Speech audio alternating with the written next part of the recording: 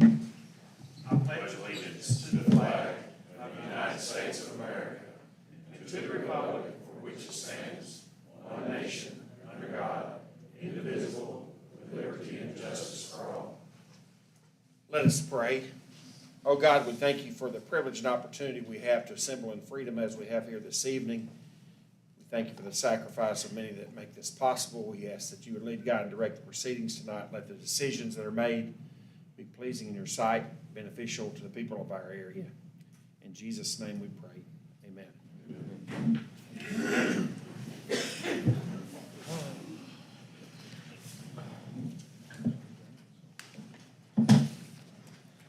Commissioners, I believe we have a set of minutes from our meeting of May 7th. Does anyone have any questions or changes to the minutes as presented? A motion to approve our May the 7th, 2023 minutes. Second. Proper motion and a second to approve the May 7th meetings as presented. All in favor say aye. Aye. All opposed? Motion carries and those minutes are approved. The next item on our agenda this evening is a rezone request.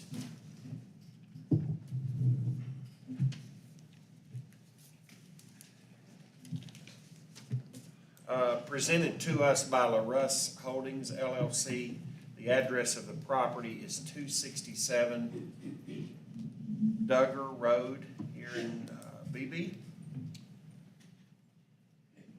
The rezone that has been requested is from R1 to R4, and I don't know who all my, you want to kind of raise your hands if you're here about this topic tonight? Okay, everybody, okay. So let me make a couple of comments and then we'll proceed forward. I want to make it very clear tonight that the rezone request that we have received is from R1 to R4. And I want to be very clear with everybody so you understand what we're being asked to do. I don't know if there's a clear understanding or not, but I just want to make it very clear that the R4 zone only allows single-family dwellings, just as an R1 zone. There's absolutely no apartments, townhouses allowed in an R4 zone. There is a specific difference in the R1 and R4 zoning regulations related to lot size, so how big a yard must be. A yard can be a little bit smaller in an R4 zone than it can be in an R1 zone, which can be positive or negative depending on people's perspective. But it's probably important to be aware that our existing zoning code in the R4 zone has a lot more specifics about houses that have to be built in an R4 zone. If a property is zoned R1, for example, if an owner wanted to build a 500 square foot house with one bathroom, no carport, no driveway, it would be legal to do that and be in an R1 zone, which this property is zoned R1 now. But the way the code exists today, if a piece of property is rezoned from R1 to R4 and an owner is allowed to have smaller lot sizes, what they have to give up in return for having a smaller lot size is they are restricted as to what kind of house they can build. There has to be for example, a garage is required in an R4.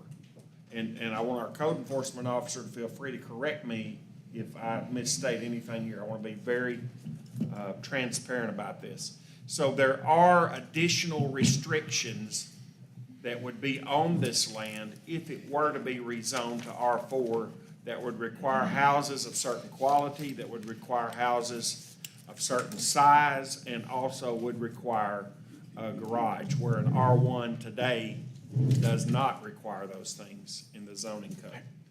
What we're here to talk about tonight, the rezone request we've been asked to hear, is not about allowing apartments or townhouses or condominiums or manufactured homes, none of those things would be allowed if this request was granted or not granted. None of those things will change as a result of any vote by the commission tonight, one way or another, on the rezone request. I hope that brings some clarity.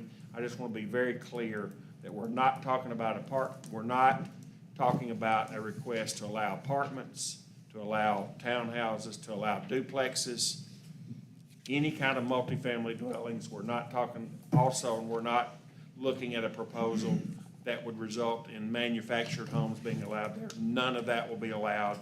The only thing that would be different is the lot sizes in R4 could be smaller, but whoever gets their land rezoned to R4 has a lot of strings attached to that R4 zoning, including the things that I mentioned earlier, such as a garage.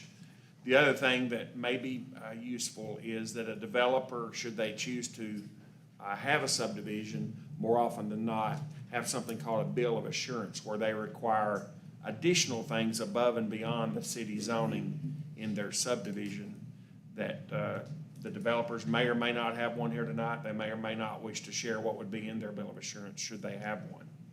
So anytime we're asked to rezone property, obviously there's a process we have to go through. Folks have to be notified. If they're within a certain distance of the property in writing, has to be advertised. And James, just to confirm, in case you don't know, James Squires is our code enforcement officer. He's the one that helps us with making sure that we're ready to go. And this has been properly advertised and we're good. Correct. Okay, very good.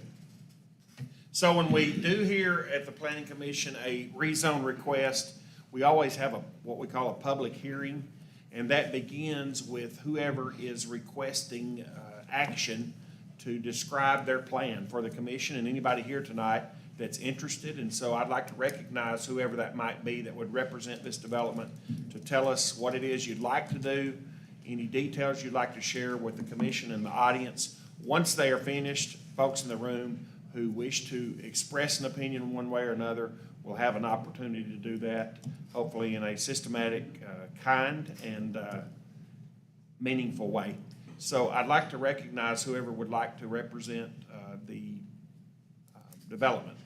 And if you would please tell us your name and the organization you're from and share any information we need to know, sir. Thank you. Good evening. Eric Richardson, Richardson Engineers, here tonight to represent Mr. Bruce Holdings. I don't think we sent out this many mailers, guys. There's a lot of folks that showed up. I think the developer's glad you do. It means you're good neighbors, and we appreciate you being here. We're here to give you information. Appreciate the chair for introducing us and for basically taking all my notes. And so, yeah, putting all that out there. So the request tonight is 75 acres, 267 Duggar Road, I think is the address there. The request is for a rezone from R1 with the properties already currently zoned to R4. As planning chair mentioned, basically, there's not a whole lot of difference other than the developer can build 65-foot wide lots instead of 75-foot wide lots. There's a trade-off. So that allows the developer to realize better construction savings, better, I don't want to say profit, maybe they can make a profit, but with the cost of construction, cost of land, I don't have to tell you guys, that allows them to do the development and be efficient with that, but with the trade-off. So they can't just build whatever they want to. There's a minimum requirement for the homes. They've got to build driveways. There's a few, as the chair said, strings attached to doing the R4 development. So it's kind of a win-win. The community gets something a little bit better. The developer has a better chance at making a profit on their project, on their job. And this isn't just come in and do something for a year and be gone. The developers are local, and developers are vested in the community. And this is this keep in mind also, this is the layout, this is a project here, but that's probably 8 or 10 years worth of work there. So that doesn't come all at once.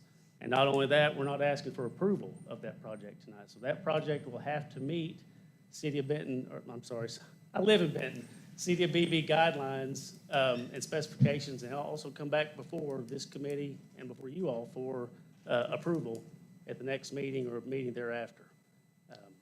And so, again, we're not asking for subdivision approval tonight. It's simply a rezone from R1 to R4 with a set of requirements that will have to be met with that zoning. As the chair also mentioned, there will be a bill of assurance with this development should it go forward at the next meeting. And I actually asked the developer tonight, before coming to the meeting, I said, somebody's going to ask you what your minimum square footage is. What kind of homes are you going to build? And they said it's just like what's going on in Maumelle. It's going to be 1,500 to 2,100 square foot houses. So a lot like what's around the property in a lot of cases right now. We're here to answer any questions that you all have. That's our request of the commission. If I can, I've got 3 points I'd like to make, and this always comes up. So when we come to these meetings, a lot of times, a lot of people show up because of the unknown, and there's typically 3 questions that get asked, okay? So follow me. Number 1 is always traffic. How are we going to handle the traffic? So let me just mention, first of all, like I said, it's not an overnight project. We're talking about 8 to 10 years probably to get this project fully developed, to fully develop the property. And so with multiple entrances into the property and avenues of getting to the property, we feel comfortable with the traffic in that area. So we don't feel like that's going to be going to have any kind of disadvantage to anybody or detrimental effect to any of the neighboring property owners. We feel like traffic's been addressed on this project. Secondly, property values. As I mentioned, with the prices of homes now, you all probably know what a 1,500 to 2,100 square foot home goes for these days. So we feel good about property values, and we feel good about that being a good neighbor to those around the property and the community. Last but not least, drainage. So it's always property values, traffic, drainage. So anymore, and I know you see the detention ponds around town. Well, Beebe is definitely on the bandwagon with that. So they require detention for all new developments. And so this development is no different. It's required to come through city, be approved by city engineer should it go forward. They'll have to meet the requirements for stormwater detention on site. And that basically means that the water that leaves the site post-developed is the same as the water pre-developed. And so we don't anticipate any adverse effects from the subdivision being built or property being developed there. And so like I said, we're here to answer any questions that you may have and concerns. And like I say, wanted to offer some clarity because a lot of times it's just what we don't know about the project or property or request. Eric Richardson, let us know if you have any questions. Thanks so much. Thank you, sir, for the succinct information you have provided. As part of any public hearing, we obviously allow others to make any statements they would like to regarding the request at hand.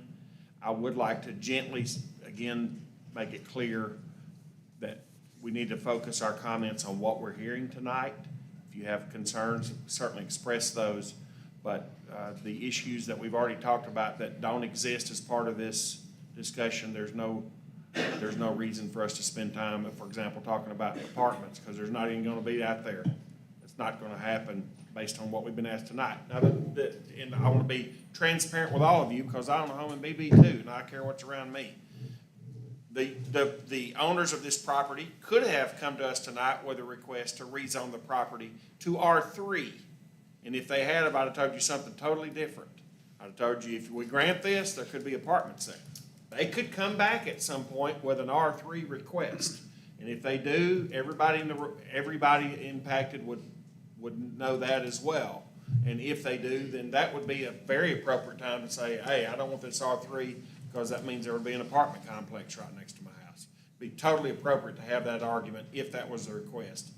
But that's not the one we have before us here this evening. Having said that, if someone wishes to be recognized, the floor is open. If you'd please state your name and address for the record, and we'll hear any comments you might have. Yes, sir. This would be Thomas Bell, 137 Duggar. I'm curious why they want to use my driveway, which you guys call Beaver Road, as an access point. The letter I got said all this was subject to access for Beaver Road. So what is subject to access from Beaver Road? That's a fair question, and I'll have to defer that to the developers. I don't know the answer to that question. I'm going to assume that was part of the deed call-outs. He was describing the property, saying that that property is subject to an access or a right-of-way or something. Private there. drive. Yeah, there may be a right-of-way there. That's not the access to the property. Well, you're showing it up here. Okay? Well, if we are, sir, I'm not aware of that, but it can be moved. Well, it's gonna have to be, because I'm denying permission right now. I think Mr. Steve's with me. And I'm a hard no on the driveway.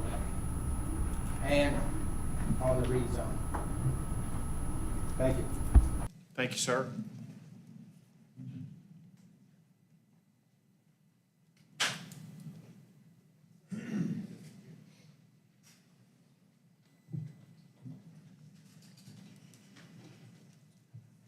Hi, I'm Stephen Andrews. I'm at 133 Duggar Road, which is, I use the same driveway he does. And that's the main question. And if I'm looking at the map correctly, I think at the bottom of the map, the three bigger boxes, the first one would be his property. The next one would be what used to be, or still is, I guess, access out into the field that's there right now. Right. And that's what we're most concerned about. I mean, I've lived in my house for 13 years now, and I'm surprised there hadn't been development out there already, but I really don't want them using my driveway to do it. Sir, I don't think that's part of the subdivision. I think that's just a right-of-way or something. Well, I mean, that shows access into there, doesn't it? No, sir, I don't see access. Right there. Yeah. It may be an emergency gated fire entrance or something, but it's not a main entrance. We couldn't bring it looks like it's 20 feet wide. I don't think we could. Probably not quite 20. Yes, that's not a city street, that's a tunnel. We pay to maintain that road. We fixed the road. It's on our property. Okay. Hey, we're not using the property, we have But no reason using it. I- I'll go put an X on it right now, but we're not I- using that, I promise you. All right, but it's on there. I'm just telling you. Well, and let me be clear, we're not approving this tonight. This is a concept that they may bring to us in the future, but we've not been asked to approve this plat tonight. All we're saying is the property that they own could be rezoned, but the lot shapes, the road positions, the access points and all of that would be determined at a future time to present to us for approval or denial, as I understand it. That's another part of my question, is the property that they actually own is outlined in the darker black line, right? Yes. I believe that to be correct. That's what they're asking to be rezoned. So why are they showing all these other plots on the land that, I guess, the Sal zone right now? Yeah, you guys should have received a vicinity map in your mailers, and it should show the south half of that property, which is about 75 acres. That's the request. There's actually two owners on that 75 acres right now, both their names are on the application. And so that's the request. So you're asking to rezone that whole, basically 100 acres? Those are the south 75. The north 75. So just the access on Duggar? On Duggar. Okay, The north 75 And just- is in the county. okay. And just looking at what you've got drawn right there, Yeah, this it is- just looks like there's no access actually off of Duggar, except for maybe right down there at the bottom of the property. It's all houses all the way along Duggar, so. Again, maybe we should just put the vicinity map or the rezone up instead of the. Okay. This is a sketch plat of what could That's happen. fine. Yes, sir. I don't care what's built on the property. I just don't want my driveway being used to get to it. I mean, we just went through with the other developer a few months ago about using our And driveway. let me just be clear that if the property were to be rezoned, the issues we're talking about now would, excuse me, please. Hold it down, Excuse me, please. Excuse me, please. The request tonight is only about rezoning the property. It's not about where roads would be accessing. And certainly if there's a 20-foot right-of-way, that is insufficient width for a city street to access a subdivision. That's outside the zoning code and would not be allowed Okay. if they were to bring something like that. We've not approved anything like that anywhere in the past, so that's not something, if I was a landowner in the area, that's not something I would be worried about, knowing what I know sitting here every Right. month. So,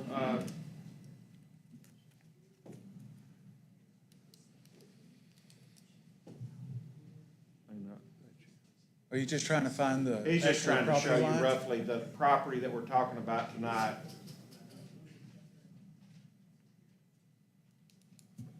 That's it. Really, all we're being asked is to rezone roughly what he's got in, I guess, blue.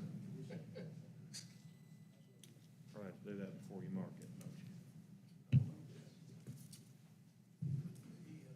don't you? Bottom line is, we're not approving specific lots, No, I get specific that. streets, none of that tonight. It's just we may not approve it at all, but we're being asked to approve. Are you including those houses on the other side of Douglas Road in there? No, that's just, That's just a bad circle. It's Making a okay. generalized You're statement.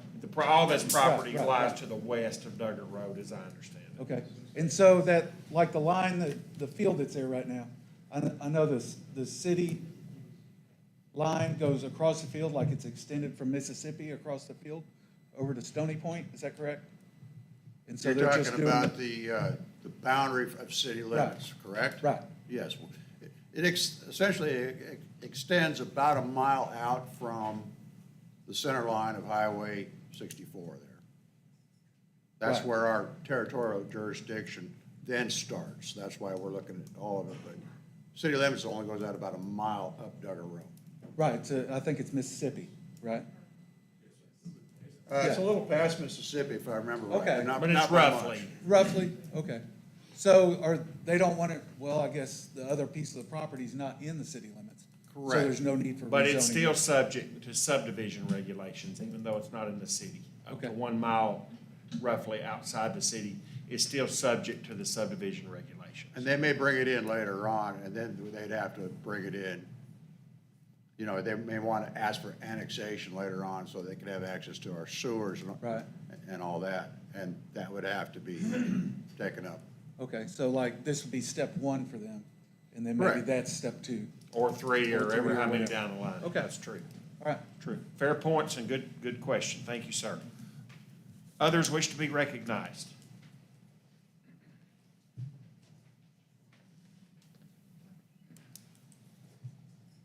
My name's Bill Palmisano, and I live just off of Duggar on Ryan.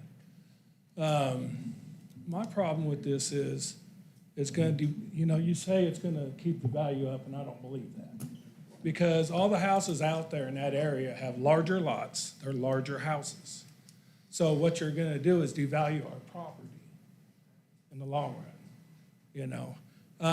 Also, are these gonna be cookie cutter homes with the developer? I don't like the Rouse Coleman homes at all. I think they're crappy. That's my opinion. I think if we allow another subdivision in like that, we're devaluing our community. And we want to build our community up. We don't want to bring it down. So the lesser houses you put in here, you bring that community down. So we need to maintain our values and our land and lot sizes for this establishment, So I'm against this, I'm sorry. It's fine. Thanks for your opinion. Others wish to be heard. My name's Bruce Purcell, and I live at 2105 Dwayne, which is real close to this. We moved here about 25 years ago, and we always knew there would be houses in that field. It just makes sense, but I agree. To me, this means that our investments will be devalued. The other thing that I'm concerned about is, although they said that the traffic, they think would be fine with the existing street, we all know how narrow Duggar Road is. It's too narrow as it is with the traffic we already have. When you start bringing all the equipment they're gonna have to do, to me, to even start putting a subdivision, let alone that many houses, the streets need to be widened before you do it, okay? And then, in the last subdivision they put in down the street, they're tearing the streets up with all the equipment that comes in. So, I'm certainly against it. I have no problems with there being homes there. I don't think that they need to be 1,500 and 2,100 square feet. I think the lots need to be normal lot size. Now, they mentioned 65 versus 75. That's the width, and what's the depth of the lot? Do we know that? 6,500. How many square? 6,500 minimum, 65 by 100. 65 by 100. And I think ours are 75 by 150. So I understand that. I'm a businessman. I understand trying to maximize the dollar. But this could easily be drawn up as a normal subdivision. Okay, it's just a matter of how many houses you want to stick in there and what we're going to allow at Beebe to become. I'm a firm no. Thank you for your opinion. Others wish to speak who haven't? Michael Weeks, 2013 West Mississippi. Two concerns, Mr. Chair. You've already said that they may come back later and go from an R4 to an R3. It's my understanding that it's common. To go from an R1 to an R3 is unheard of. To go from an R1 to an R, anybody that wants an R3 is going to go from an R1 to an R4 first, and then they're going to try to go from R4 to R3. That's my understanding. And you know, Mr. Chair, you've already said that may happen. Another thing is, I've only lived in the neighborhood a year and a half. When we moved into the city limits, we chose that community because the citizens and the homeowners in that community have taken care of that community. There's other communities the same age as that one that haven't been taken care of and are not near as good shape as that community right there is. And I feel like it's a responsibility of the commission to protect the citizens who are taking care of their property and taking care of their community and their homes and their land, and to make it as good as possible. Thanks. Someone else wish to be heard who hasn't spoken?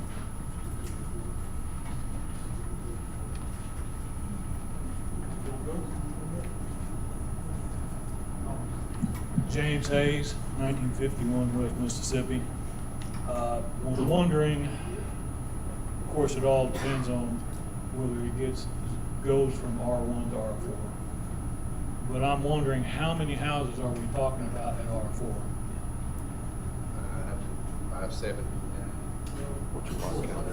How many? I think it's How many? 479.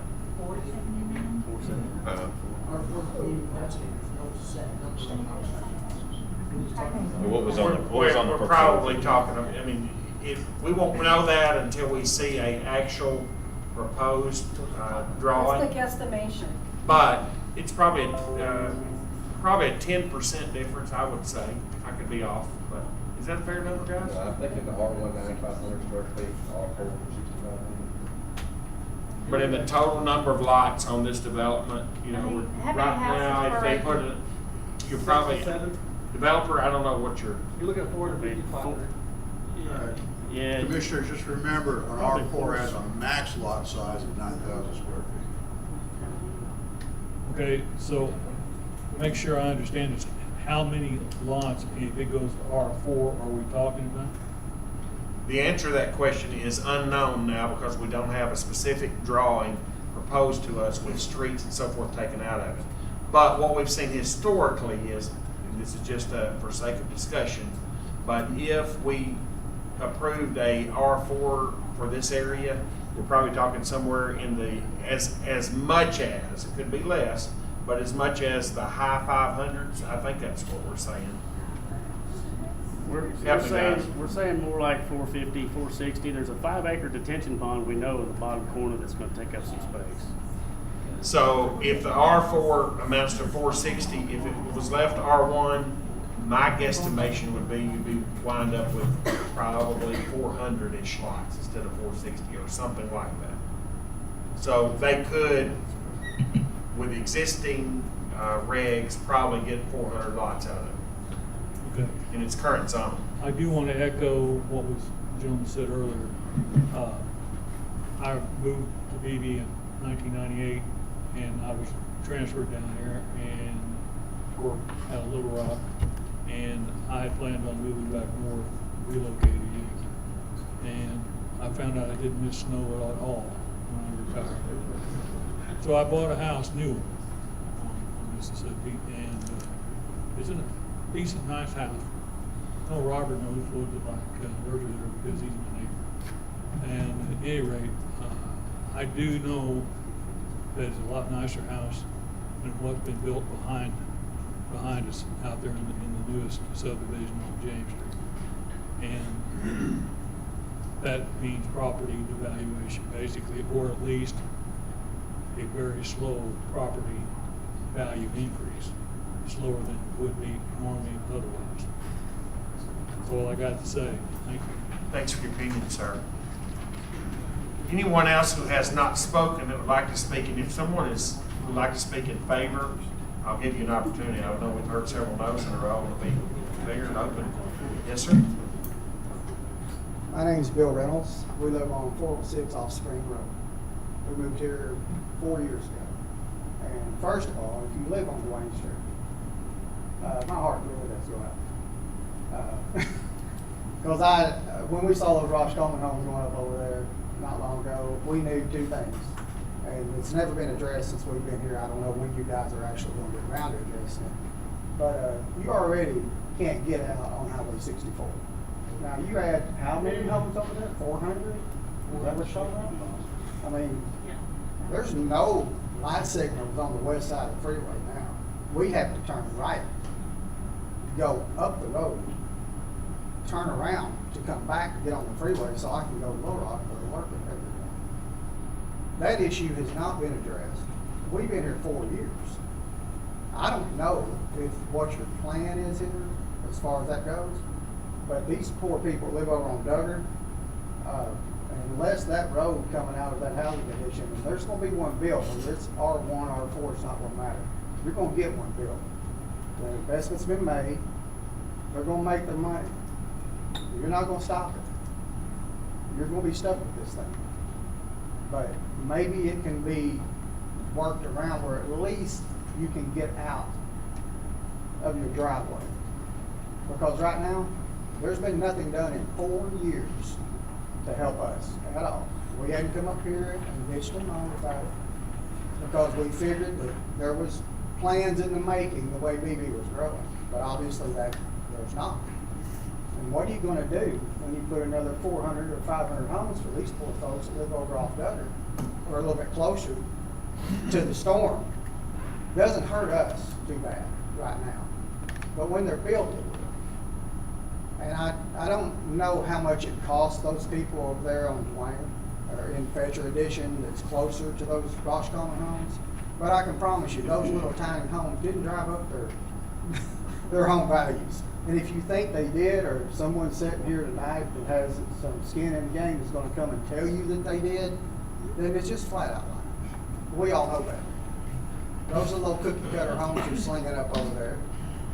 You know, it hurt those folks. And I feel sorry for them. They can't hurt us, they can't get to us because of where we're at. But they can get to these folks, and they're going to. And if you zone this in a way that, I don't know if these people have built homes in Beebe before, and this is gonna be more of what we've seen across Highway 64, but when all those Ross Coleman homes land across the road over there were no light signals put in when the Dollar General went over there. No light signals put in. All those people fight and scratch to get in on and off of Highway 64. And I just don't see how in the world you're going to stick that many homes in that area under these current conditions. And these individuals are going to be able to even access Highway 64 other than doing what we do every day, which is turn one direction, go up the road and turn around and come back. The traffic is one thing, but if you build a bunch of 15 and 1,400 square foot homes in there next to a bunch of homes like ours, it's 2,400 square feet. I'm sorry, it's going to drive your home value down. I hate to see it. Hopefully, I mean, it's going to happen. We're going to get homes built regardless of what size they're going to be. You're not going to be able to stop it. You're stuck with it. But there's issues in that area that haven't been addressed by the city of Beebe. Obviously, we've lived there 4 years. We live it every day. And I know these people, if they live over there, they do too. Thank you, sir. Appreciate your opinion. Others wish to be heard. Yes, ma'am. Sherry Runyon, built my house in 2000. Back drive on 1703 West Mississippi. Front of the house is actually 705 KMAC. But I come out West Mississippi. I'm on call, medical. I've already had to go in earlier because of getting out on 64. Pretty soon I'll have to go in even earlier. And it's that West Mississippi. Have y'all ever driven on West Mississippi when school's in session? It's a speed demon. The cops don't go out there and get anybody. Duggar's just as bad. You had 400 more houses, school buses that already take out the street sign because they can't turn onto Duggar from West Mississippi because you can't turn there. It's ridiculous. Those kids are gonna get hit. There's gonna be accidents. You can't get on to 64. Then you go the other way. I love the new Casey's. But if you're going down West Mississippi, that road is not wide enough. Going through that curve, you get a few trucks there. I've sat there and waited for a truck to get out of a ditch because I couldn't get through. This is not good. And the houses are going to bring in young families. These are not going to be older families. They're going to be young families with kids. They're going to be driving. They're not going to be stable. A lot of them are going to be rental houses, just like it is over in Terrace Meadows. Terrace Meadows looks great for the families that are there. My daughter rented one of those houses. It was great for her for the time that she was there. Is it the house that I want sitting next to me? No. It's going to be a hard no for me. Do others wish to be heard that have not been heard?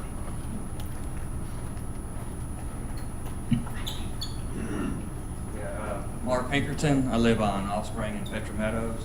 I came sort of with an open mind because I was concerned about, because I've heard rumors about apartment complexes. So that was a breath of relief to know there's not going to be an apartment complex. As of now, I guess you did say it could turn into All that. I was saying, just to clarify, is that anybody, if you own a piece of property, you could come up here and ask us to rezone it to something else. Yeah. I wasn't saying that that's what everybody No. does. That's not the norm. No, but I'm glad you said it could happen. could. But you're not saying it would. I guess my biggest question, I'd like to hear from the developers. I feel better that it's local. I think they have maybe more, right, you're from Beebe, right? So I think they have more concern about the community than what the Roscommon people probably do. They're just there for profit, which every businessman is there for profit. So, I mean, I want them to make a profit. But I would like to hear maybe your vision, your motivation, how you see it. I didn't hear the answer about if they're spec homes or they're going to be custom homes. I think we'd all like to hear just sort of what your motivation is, your vision for the community is, and how it would impact not just the local area, but, Beebe as a whole. Because I think I come from a family that my mom rented, so I understand the importance of affordable single-family homes, and we need that. And so I'm not saying yes or no right now, but I would like to hear the motivation and what their vision is. Fair question. And once folks have an opportunity to express their opinion, and we're probably getting near the end of that, I'll give the developers an opportunity to answer anything they've heard before we question and make a decision one way or another. Does anyone wish to speak who's not been heard? Yes, ma'am. Talking about 400-something homes there. Give your name, please. Sorry, my name is Lisa Ellis, 1807 West Mississippi. We're already talking about the homes there that you're building. All the ones up back in Hidden Valley off 31, they're building more. Now we're going to have more traffic. We've got the Casey's. Walmart's already crazy. So what are we going to do in the city? First was just shopping as well. We're adding this many more people, plus what's happening all back in 31 in Hidden Valley. Is the city looking at the infrastructure holistically? Is there a light, even just getting off the freeway at exit 28? I come to 29 and go around because 28 is such a pain to turn left off of. So now you're going to add all these people, and plus all the houses being built in the back. Have you guys considered that? We're a hard no. Fair question. Others wish to be heard? Yes, sir.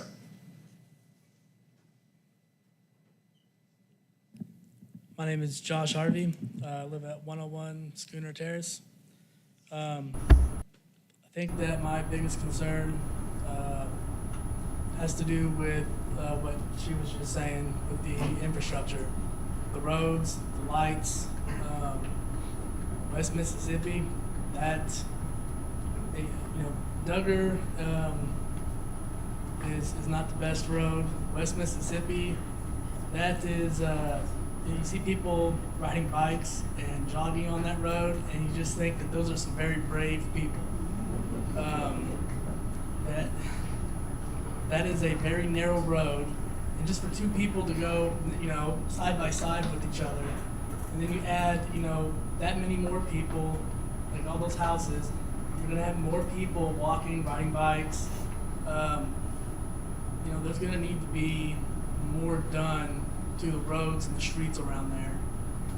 And the lights for getting out of these areas, the lights for the highway, these are some really good things to look at for adding all of these new houses.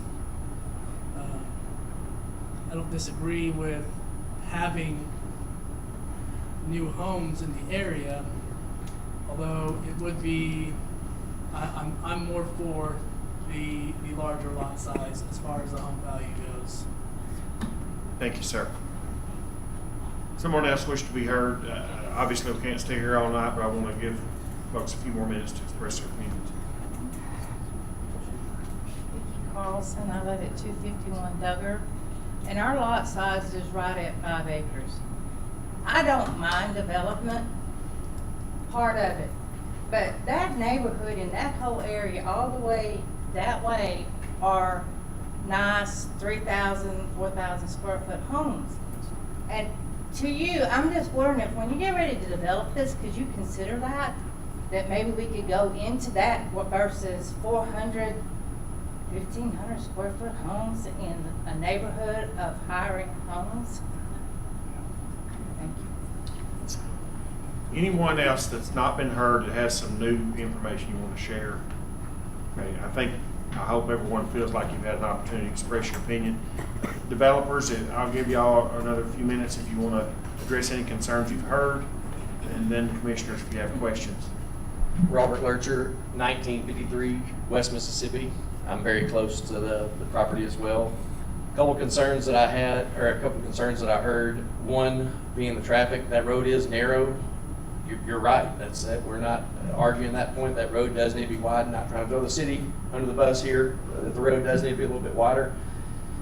Maybe a light out there on Duggar. But where I'm going with this, you ask as a vision, we are developing these lots and we're selling to one particular home builder at the moment. Our vision's somewhat similar to Hidden Valley back there, is what we'd like to see there on Duggar, in all honesty. And I'm a little on the old school side, and I can give my word that there is no request ever for R3 from R4. I felt there's a gentleman here that had a concern about we get it to R4 and then we instantly go and ask for R3.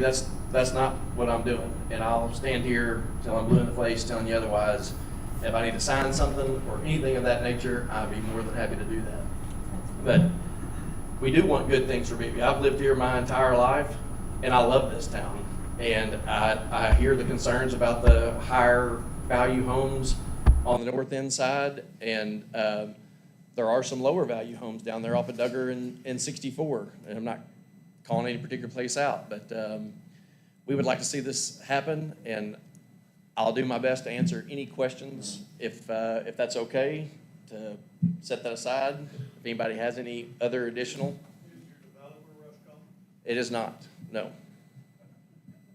Yeah, those houses that Mr. Hayes spoke on, they literally, I know what they have for supper every night. They're directly behind my house, and they're stacked in there pretty thick. And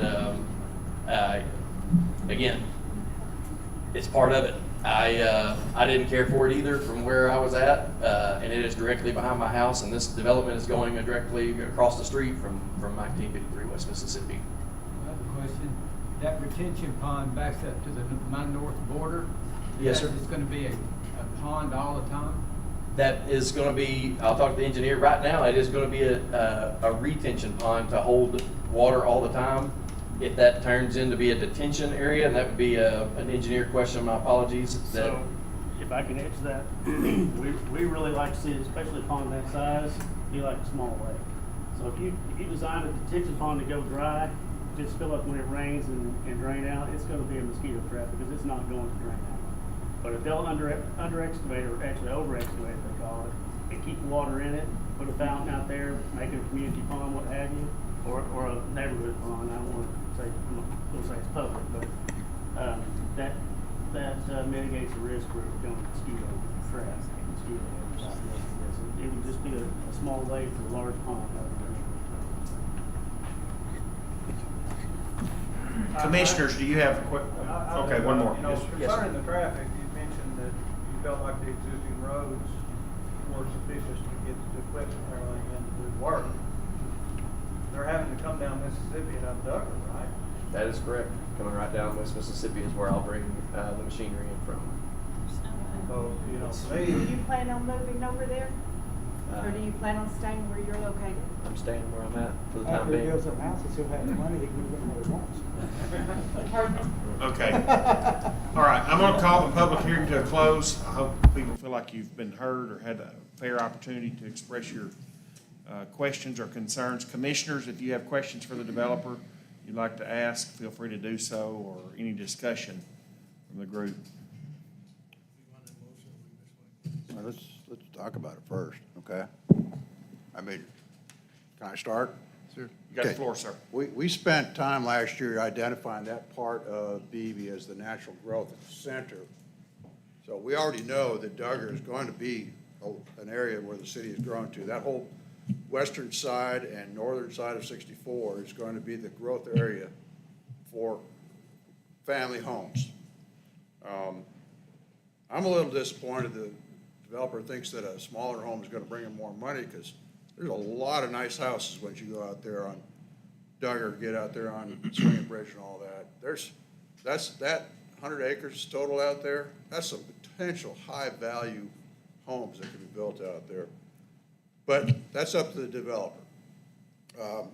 Yes, Duggar is gonna be a problem. Doesn't matter if you put in 200 small or large homes or 400 small homes, Duggar's gonna be a problem. The city owns the full width of that street for about the first mile, and then it splits right down the middle. It's gonna have to be widened, that's natural. Problem is, the city could take that over, but it's gonna take time. But it's the RDOT that's gonna have to put a street light out there. And yes, it does need a street light. We also need street lights down there at Terrace Meadows. We're gonna have to start slowing down everything on 64. I would love to see larger homes, 2,500 square foot homes in that area. It's a beautiful area for doing that. But if the developer wants to go this direction, it's hard to say no, because that is the growth area that we develop for our city. But that's just me, my opinion. I mean, the homes that are out there, that I see out there, well-maintained.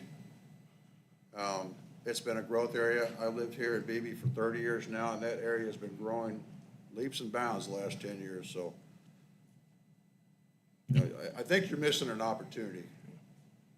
I think the developer is missing an opportunity to put nicer homes out there. I think too, if I can go next. Sure. I think whoever, I'm assuming I have a fairly current proposed comprehensive development map for Beebe.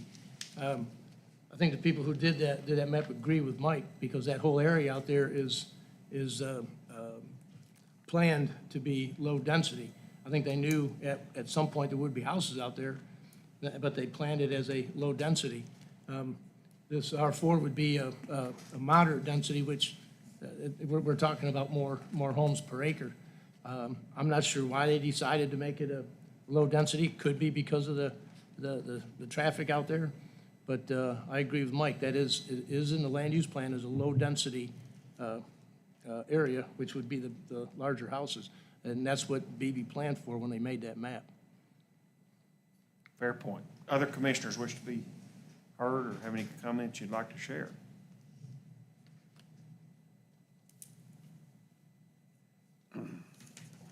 Hearing none, does someone wish to make a motion one way or another on the request on the table this evening? I want to ask a question quick, though, if I can, though. When we consider rezones, I mean, we don't look at the plats and all that. We simply look at, would this rezone fit into the current city plan? That's what we're thinking about now. We're not thinking about how many houses or any plats. We're simply thinking about, is this rezone request, will that fit into the city plan? But we also have to look and see if it fits into the character of the area that they're asking for. I think both things are true. I mean, development, we know it's going to develop. Yeah. And it's, we're talking about basically density here. I think that's true. And there are occasions, frankly, where, it depends on your perspective, which approach is most proper. I mean, I think that's why we're all here tonight. Anyone else wish to be heard? I'd like to say this one thing, just to make it clear. With the last statement that you said, the density really is the only thing that in my opinion, we have on the table to decide on, because the current zoning doesn't set out they have to build this house to match the ones that are already there. It requires a larger lot, basically. And like the chairman said earlier, the R4 zoning does hold some accountability to what they have to have out there, such as a garage and even some of the aesthetics of the home. So to me, it's the density thing that is weighing on me. Anyone else wish to be heard? Someone wish to make a motion on this one way or another? I'll make a motion To what? to rezone it from R1 to R4. Okay, we have a proper motion on the floor to grant the rezone request as presented. Is there a second to that motion? I'll go ahead and second so we can put it to vote. And Chairman, I'm going to go ahead and abstain from voting since the property touches that.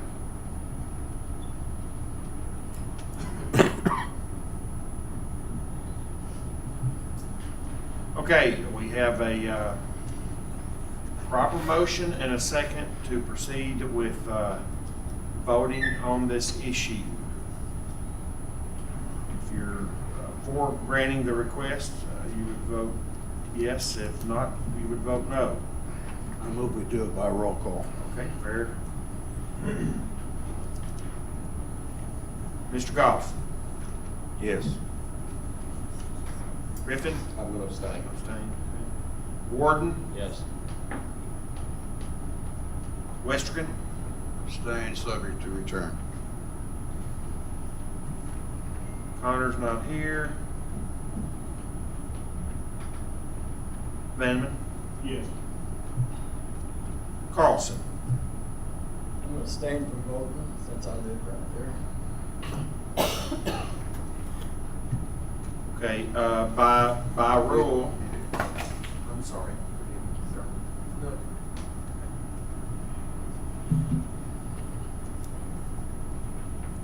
You've got 2 abstains sitting out there.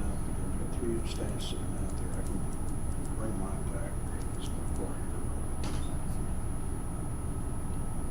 Okay, so at present, we have 3 abstentions, we have 3 yeses and 1 no. By rule, we have to have 5 votes in favor of anything to approve it. So, unless someone wishes to change their vote, this motion would be denied. I'm going to change my vote to yes.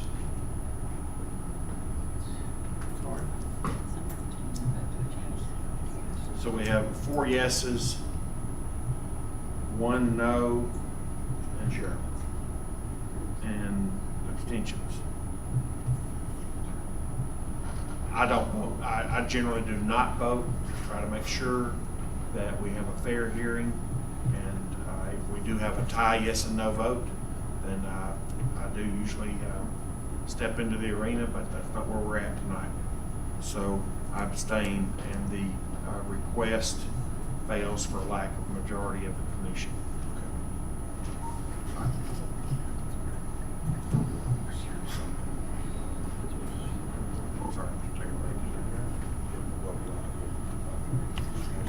Yeah, we'll take a 5-minute break, and if anyone just came for that topic and you'd like to leave, you can. Anybody's welcome to stay as long as you'd like to. We'll give you an opportunity. Yes, yes. Didn't see it. Right there. Okay. Yeah, it was, yeah. Haven't sat there for I walk home and leave stuff all the time, so I just wanted you to know.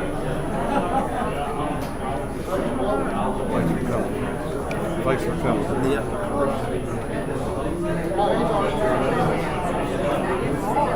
I can't believe that this happened. I'm not going to look at our war and our restrictions. Blows my mind.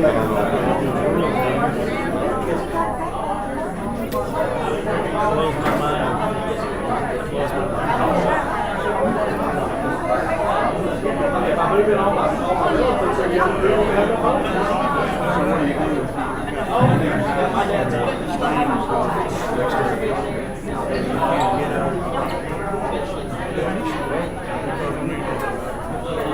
He's a builder, he knows to deal with this. I mean, he just cost himself off. James. Yeah, oh yeah, there's the orders.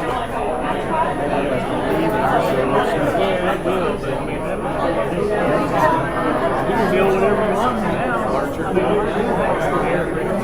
We met. Yeah, buddy, how you doing? We're definitely gone with the PDD like being discussed tonight? Yes, sir. Yes, sir. Yes, sir. We've got a preliminary plat for Southport Ranch here next, and then we'll go into that public meeting.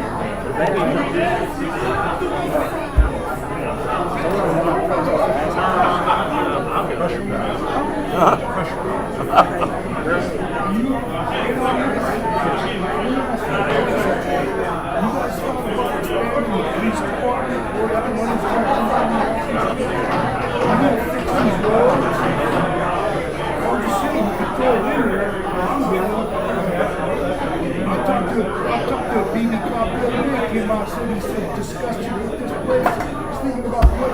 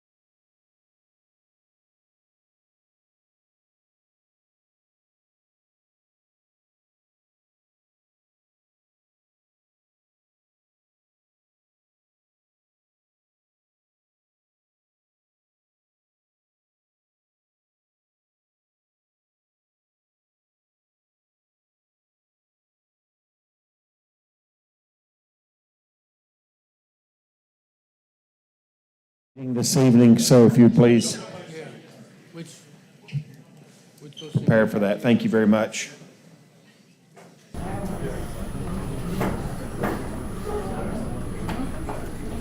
The next item on our agenda this evening is a preliminary plat for South Fork Ranch subdivision. We have folks here this evening going to represent that. Please, sir. Thank you. Oh, wow, it's you again. Been a long night already. What's left of me still here. Yeah, appreciate you guys. So this subdivision, of course, property is 35 acres, Lloyd Henderson Road, currently zoned R4. It's 155 lots. We're asking for approval of the preliminary plat for this development. We've been working with the city and city engineer on the engineering for the project plans, streets, drainage, water and sewer. Looks like there may be an opportunity to turn this pump station area into a regional pump station for the city. Looks like a good project for the city. I'm here to answer any questions that you may have regarding the development. Of course, it's going to have stormwater detention and meet all the city's requirements. They have met all the city's requirements, Jane? Okay. So no concerns regarding drainage or fire protection or any of that kind of thing, correct? Anybody have? This is the revised plan. Okay. After they spoke to all the comments. Does anyone have questions? I make a motion to approve the South Fork Ranch preliminary plat off Lloyd Henderson Road. Second. There's a motion. I'm ready to start the And a discussion. second. Yes, sir. Oh, That's okay. no, okay, well, I thought he'd already called for discussion, I'm sorry. All right, first of all, this one had a declaration of covenants, conditions, and restrictions for South Fork Ranch. I think your office was involved in that, right? It should be, they should have a bill of insurance turned in, yes. Okay. Yes. That's the first one we've seen that's actually that thorough, so Okay. kudos, okay? Impressive. It's going to put a lot on the developer, and I know at the very end there, it transferred all of those responsibilities over to the incoming builder and all that. If you're not aware of it, if you haven't read through all 17 pages or 15 pages of it, it's going to be Roush Coleman. But it gives them voting rights right up until 99% of the properties are sold and all that, which is good. But it allows the homeowners association, we've got the retention pond there. That's, I think, the only thing there that has to be maintained, right? Was there anything else in there that I did not see? Did you guys look at that? I read it. Yeah. So you got the retention pond there. So that's good. And, I mean, it's a smaller area, nice area for the R4 out there. We won't have the traffic issues. But there is going to be one issue, and we probably need to address that before we go much farther with this preliminary plat. And that has to do with the base flood elevation out there.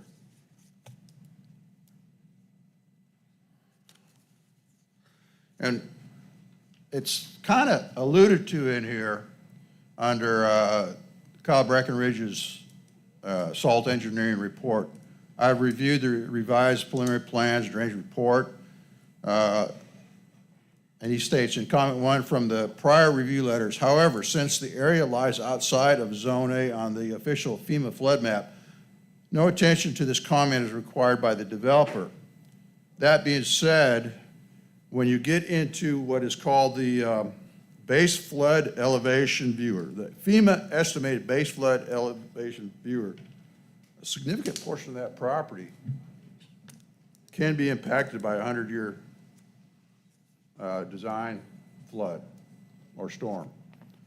Kyle, I appreciate you kind of pulling this stuff up. I don't know if you got it to James or if James just created it. But I don't mean created it. He got it off the internet. But thank you for pointing that out. I took a look at it. You've got some slabs out there that are going to be right at the base flood line there. I can assure you, sir, we will not let that happen. Roush Coleman likes Yeah, no, Rathco we're likes to not, we're build not interested in that. So, if the area does not lie outside or above the BFE, we will make sure dirt is brought in so that it does. And- Well, even above the BFE, we can, by this projection, we can have some issues. Okay, it's going to meet FEMA's guidelines, I can tell you that. And are the city guidelines 1 foot above or right at or 2 feet above base flood elevation for finished floors? Okay, so we have to Okay. meet the city guidelines regardless. It's gonna have to meet the city guidelines out there. Absolutely. Because we've had that problem years ago out there in Wynwood. Okay. And the city ended up condemning several homes out there, especially on the bottom of April and Torrey Lane. Okay, yeah, we're not interested in that, I can tell The you. issue is that there's not an official base flood elevation, it's unmapped. Okay. So, the base flood estimator is based on a model Okay. that was more recent than the FEMA maps. I see. So it's all off the BFE estimator. And Okay. I think if you look at the elevation, it's like 217 roughly is the estimated 100-year flood elevation. Okay, But that's all based on the estimate. But the actual FEMA Zone A, it's outside of that. So it's outside of the 100-year official flood elevation. But I looked because we have so much problem with South Fork. Yeah. So it's why I looked, and yeah, that's a pretty low-lying area. And that's one of the parts of Beebe that, all it takes is one beaver dam. so if we're 2 feet above the BFE, we should be out of that estimated zone then, right? Yeah, I could say it's not the estimated zone, it just shows you an inundation map, and it says like 1 foot above. Sure. 1 foot below, 2 foot below. Okay. So I think it's about 217 if you look at it. Okay, we'll definitely take a close look at that. And this developer's pretty sharp. This isn't his first rodeo. So he's been a great client of ours and done a really good job on his development. So we'll take a look at it with him, for sure. So just to boil this down, I'm under the impression that you're gonna be sure that it's 2 foot above what would be flooded in a worst-case scenario, pretty much. Is that right?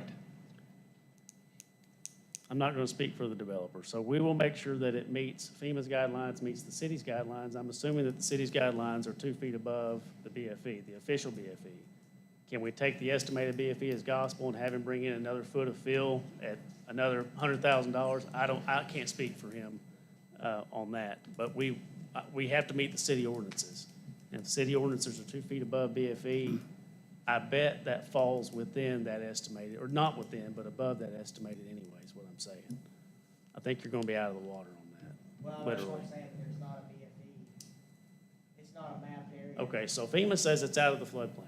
All right, so, Commissioner Griffin, may I amend your motion with the secondary motion that it? Why don't I just withdraw my motion? No, Okay. we've already seconded. All right. We've already discussed it. Let me amend your motion with a secondary motion that it must be 2 feet above the BFE. That's my motion. My question there is, on those homes out there, every homeowner's got to take out flood insurance? Since we're talking about this? No, they wouldn't. Even I though don't it's think 2 it foot would be above, they available to not them. have to take out flood insurance because of FEMA? So It's say not they, in FEMA floodplain. right, so. They couldn't buy it if they wanted to. It's not available there because it doesn't, there's insufficient evidence of flooding on a. Currently, it's regular not basis. in the FEMA floodplain, so they would be. Okay, that's they my would be able to question, buy because insurance. that's I don't very know if we can expensive. do what you're wanting to do if it's not even, if there's not a BFE to go off of. Well, there is a BFE, but it's not in the BFE, is what we're saying. Yeah. There is an estimated view route that shows some model data. It's just not officially accepted by FEMA yet, and so. What can't does that really- mean? Well, I don't know. That's what, I mean, nobody knows. will So that it may change? become official, it may not become official, and to ask the developer to spend real dollars to build up above something that may or may not be official is a hard sell, is what I'm getting at. Okay, we, I believe, did have a proper proposed amendment to the motion. I guess we need to vote on the amendment. There wasn't a second on that, so it may have died from lack of a second. Okay, so the amendment, Well, we know the area's low, and we can't in good conscience approve a preliminary plat if there's danger of it flooding. So, do you check the BFE Yes, sir. on flood-prone areas outside the floodplain? James, do you have that on the viewer? Did you say that, FEMA? I think part of the confusion is that it's not in a mapped area, so there's no established flood elevation. look at the estimator, which is based on more updated modeling that's occurred more recently, so it's not on the FEMA map. So these lots are outside of having flood insurance, they're outside the 100-year floodplain. So that's why it's not enforceable, as he said, that's why I mentioned it's really not enforceable. However, if you look at the estimated inundation, and you can look yourself, there is an area of that subdivision that shows to be flooded at a 100-year flood, at a 1% probability flood. That's based off the estimates that are based on modeling that took place after the official FEMA map, and it's never been updated to include those and actually establish a base flood estimate for that area. So like there's not, it's not in a map zone, so there's no squiggly line on the map that shows an elevation of the base flood. Yeah, so this area is outside the floodplain. And to your point, if it's, I guess if that estimator is showing, and we use that estimator in areas that aren't mapped at all, is what we do a lot of times. You'll have a non-numbered A zone that doesn't show anything, and we'll go in and we'll map and try to find elevations for those. That's what we use the estimator for a lot of Right, times. that's how this is. Yeah. It's outside city limits. this right here. It's in zone A, not zone AE. I got you. Zone AE you're is looking where right there's at an it. estimate as an elevation. Zone Okay. A is just, it's a Okay. approximate flood. So compared to that estimate, Yes, sir. what is your intention on the houses in this subdivision? Okay, so this was hit me by surprise, and I didn't realize we had any issues with this. This must have been last, I guess, there at the end, comment at the very end. Okay, so what you're saying is there any area mapped out there that's floodplain? Because I know there's low areas near us. Yeah, as many floods as we've had lately. It's not in the map area, it's outside the city limits, it's outside the map zone of the city. Okay, did you happen to notice how high our grades are above that viewer's elevations? The lots in the lower left would be at That's- or below. that's So what I'm talking about. Okay. There's probably a few that will be below that. That's the exact same stuff we're Okay. dealing with there. Now, you are building it up in some areas. Yes. So I think most of it is being built up a little, and that Okay. would take it probably out of that inundated area that shows on the map. Okay, I tell you what, I mean, our best interest is to protect the developer, so can we request tonight to, for approval of the preliminary plat contingent upon addressing the city's concerns with the floodplain? Satisfying the engineer's requirements on the floodplain. I mean, I think that's what we all want to do. I don't want to speak for the developer, but that's what we want to do anyway, so I if guess that, that's the question, is what are the requirements? And that's why I mentioned, like, Sure. if you go by the official FEMA map, it already meets those requirements. Sure. So that's the question, is what elevation are you gonna use? Are you gonna use the estimated viewer elevation? Or- most likely we'll use that elevation. If it's not mapped in that area, we'll use that elevation. But if it was just outside the flood-prone area and there was an updated viewer elevation, then I could see doing that, but yes. So if you use the estimated viewer elevation, you're saying you'll be 2 feet above that estimate? Finished floors probably will be, streets probably won't. You couldn't afford to bring the whole project up, yeah. Yeah, I think if finished floors are, that would probably satisfy the commission, I would. Okay. You're the engineer. Kyle, I couldn't hear you. If he established finished floor elevation at 2 feet above the estimate, That's all I'm asking for. Okay. not All I'm streets, but asking. just finished floors. Finished floor. I'll second your motion. Yeah, there you go. Okay, I thought you'd done already. so as I understand it now, we're going to vote on a motion to approve this contingent upon, okay, to amend the first motion to require the finished floors be 2 foot above the estimate. Base flood elevation. Okay, all in favor of the amendment, say aye. Aye. All opposed? Okay, now we wish to act on the amended motion. Yeah. Okay, we have a motion and a second to approve this with the contingency we just approved. All in favor, say aye. Aye. All opposed? Thank you. Okay. Motion carries, and I think we have a clear understanding. Yes. If there's questions, let us know. Thank you very much. Appreciate it. Absolutely. Next on our agenda this evening is a public hearing on public development districts. The intention behind this, I'll briefly summarize. At present, a planned development district is one that is different materially than an R 1, 2, 3, 4 or another zoning in the city. Usually planned development districts are used for mixed developments where you have a combination of commercial, residential developments. Presently, those are in the zoning code as an option that the commission, or that a landowner can request that the commission review, and the commission at present has wide discretion about whether we would approve or deny a planned development district proposal. The question is, as I understand it, the question on the table is, should the planned development district be eliminated from our code?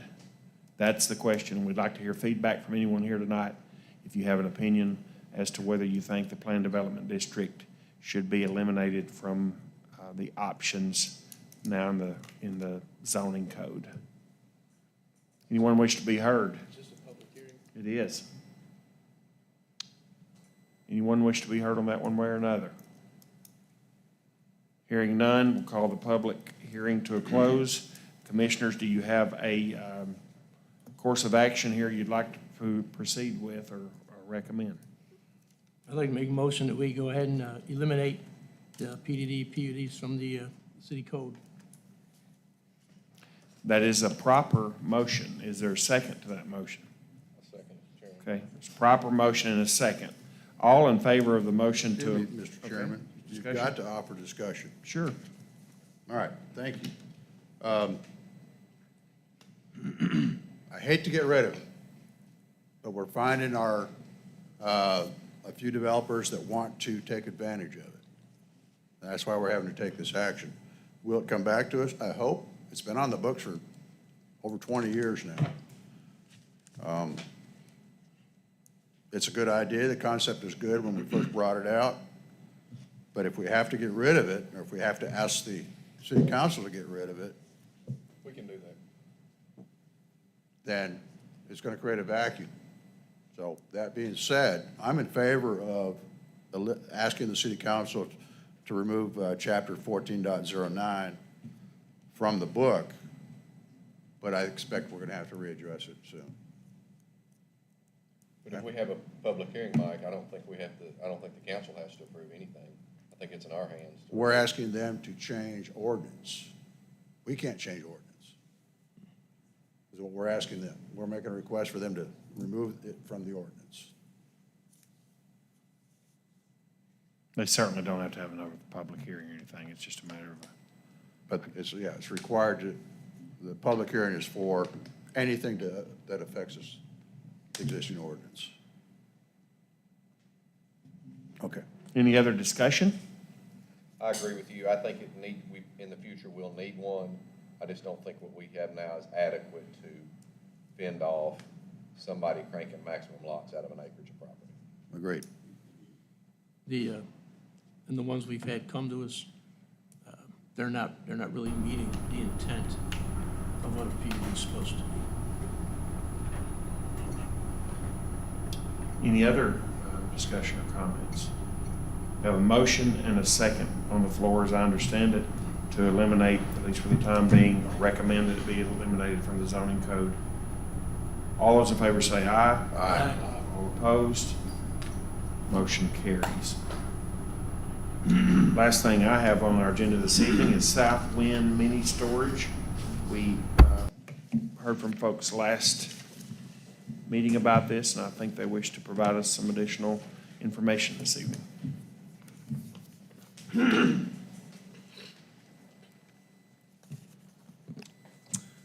Thank you guys for your time this evening.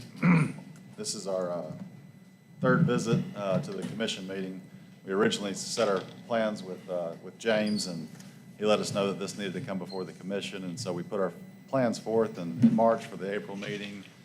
We revised them based on comments for the May meeting, and then we have revised them again based on comments for this particular meeting. So I wanted to make sure that this week, or this meeting, we did everything we could to put our best foot forward tonight and hopeful for a good outcome.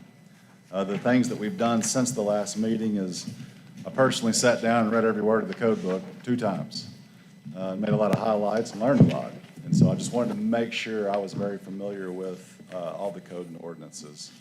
I additionally asked our civil engineer, Mr. Davidson here, to revisit the plans, to revisit the comments that the commission had made since our first submittal, to revisit the things that he had talked with code enforcement about, just to make sure that everything we had was in 100% compliance with the plans, the comments from all parties.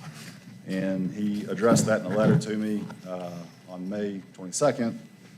Basically, the summary says, the current drawings and plan for expansions in complete conformance with the feedback we have received from the planning commissioners, the City of Beebe code enforcement and staff, and the applicable sections of the city zoning code. I did an additional step where I asked our real estate attorneys, that's Quattlebaum, Grooms, and Toll in Little Rock, I asked if they would review the code book, to review the plans that we had produced, to review the minutes from the previous meetings, and let me know if they saw anything that we could do better. And their response in a letter to me on May 28th was summarized as saying, you are zoned properly for this use. You meet the minimum design standards. You've submitted all required documents. You've responded to the code enforcement request and planning commission request from the meeting minutes. And despite a vote not yet happening, they were hopeful for approval forthcoming. And additionally, they let me know that there's Arkansas court opinions that support rights as property owners for this type of application. In addition to that, last meeting, we had produced elevations to show the conformance of the primary facade. And one of the commissioners asked if we had a better picture or a 3D rendering. And so we were able to find a group that could act pretty fast, and that's the 2 poster boards we brought, and it's the first picture in the flip book. To give a better rendering than just the elevation that had been produced as part of the plans. And so everything, and Bear may can speak better to it, but everything from a facade standpoint there is using acceptable materials for the facade ordinance. It's meeting all of the height changes, the horizontal and lateral bump outs, the concealed fasteners where there's metal. Based on the comments in the very first meeting, we removed all front-facing doors and redesigned the site plan so that those wouldn't be facing DeWitt Henry, and have done everything we could to make it really fit the area. And I think that hopefully you'll agree that looks good. And we can circle back to that in a second if needed. The flip books you have in front of you, this was just an additional step we made for 2 reasons. One, I had mentioned last meeting that when we do projects, we always try to raise the bar where we go. That's important to us. We've been in Beebe for over a decade, owning businesses and owning properties here. We're local to the area. And obviously, we're in business here already with Southwind Storage. And so a couple of things I just wanted to show here on page 3 are some of the before and afters of the property we purchased. I've been familiar with for years. It was owned by an out-of-state owner that was, I believe, up in Minnesota or somewhere, and this is the last property that his family trust owned. And so they had neglected it. When Fred's went out, it was dark, it was empty, it was leaky, it was bad. The pictures don't quite do it justice. The parking lot was cracked up, and it was, grown up with weeds, and so we had a vision for this particular project, and this was phase 2 of the original plan. Page 4, just want to highlight that one. That's a before and after of another project we did in Searcy, Arkansas.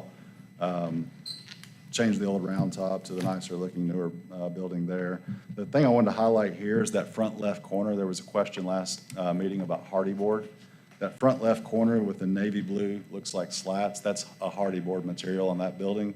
And then down there at the Edward Jones, that entire navy blue facade there is all the hardy board. On the Bryant, the only thing I wanted to highlight on the Bryant development was the standalone 10 fitness that we did there.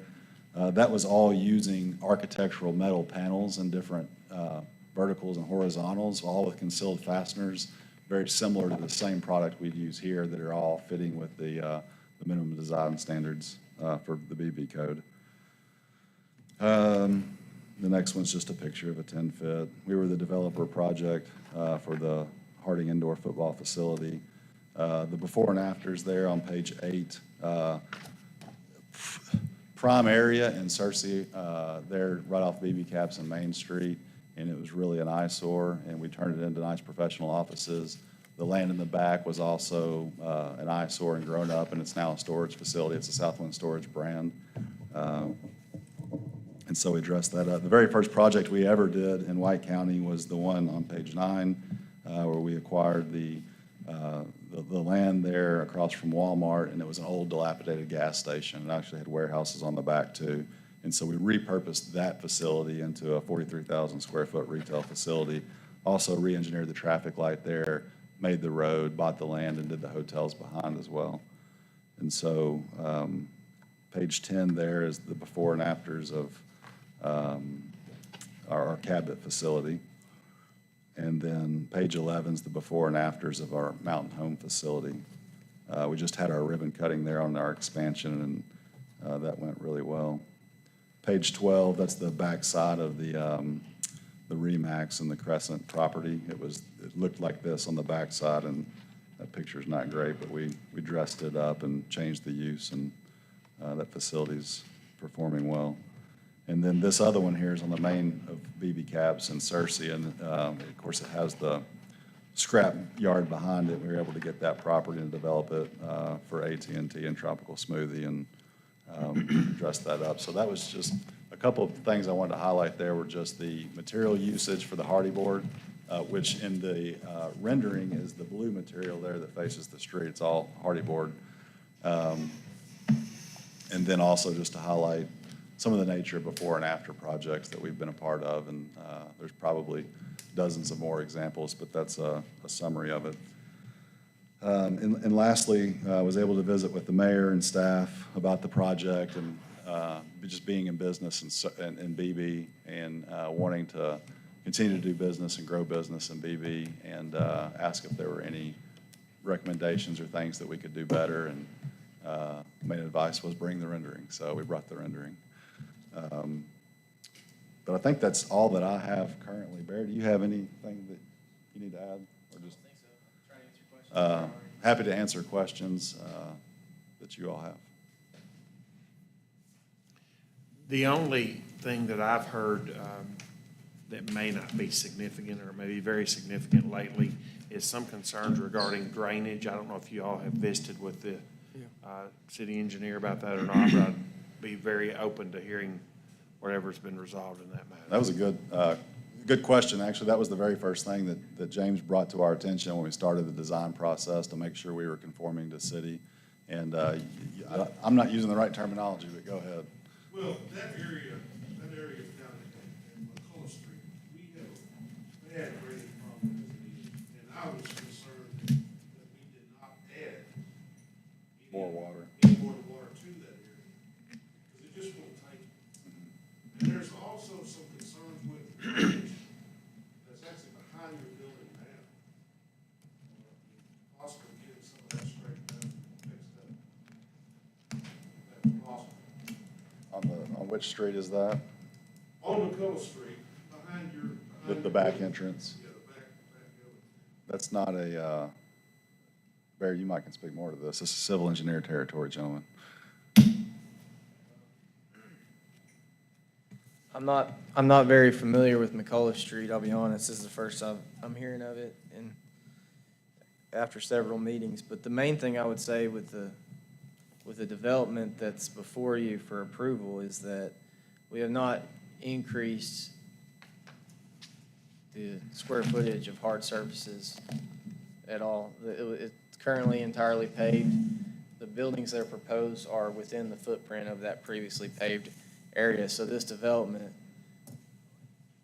does not, by definition, it does not increase the runoff any from what's currently there. I think Kyle would agree on that. So if anything, if we're splitting hairs, if anything, we probably increased our time of concentration some by the fact that the buildings are linear in and it not being just able to straight sheet flow, but have to maneuver around buildings. But that's probably minute, not even worth discussion. But the reality is we haven't increased the runoff any based on this proposed layout, so. I appreciate the comments. I just had seen some concerns about that, so I wanted to ask. Commissioners, further discussion?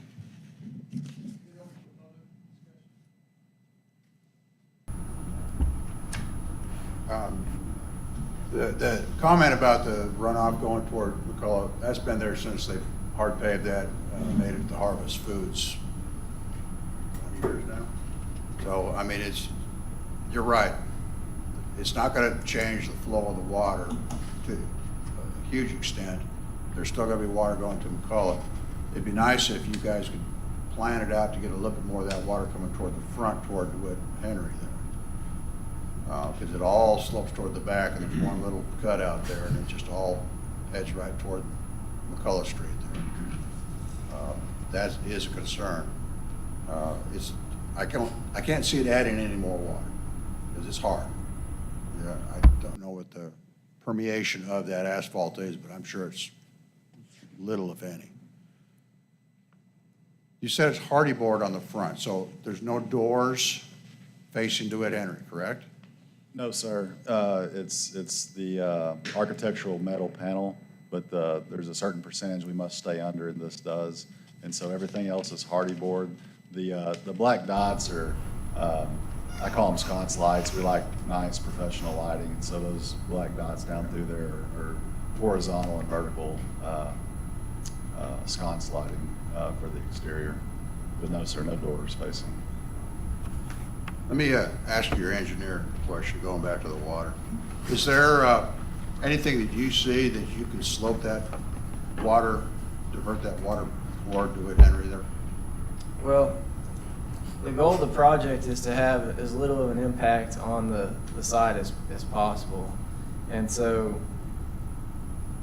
our current plan, the plan before you, is to only demolish the pavement that is under the footprint of the building and a little bit outside of that so that we can tie the asphalt in at the doorway thresholds. But most of that pavement is to remain. And so to reshape the parcel to get water draining towards the front would take some earthwork. And so the point of the project was to minimize any earthwork. Additionally, while it would probably help you with your McCullough issue in the back, I can't speak for RDOT, but I have to think they may balk at us trying to alleviate the city's issue, shed water into their right of way. I doubt they would accept that willingly. Well, I'm just looking at the high elevation line there at the north side of the property at 243, the low, which is coming up against the existing structure, 239, 240. But you got a ditch that's got a bottom of 240. There's only one place for any water to go right now. And I've already seen some reports on that we've got water that constantly streams off that property through an intent curb cut that puts it right on McCullough. Everything drains toward McCullough there. It doesn't drain toward the ditch. I'm just asking, can we get it toward the ditch? I don't believe so, not without doing major earthwork in that front area. I've got the topo sheet, which is the very first sheet, C1.0. You can see the contours, existing contours. That's what I'm looking at. Yes, sir. So it's kind of a south by southwesterly direction that watersheds right now. And unless we were to significantly raise the building along that runs parallel to DeWitt Henry, there wouldn't be a means for us to shed water towards RDOT's ditch.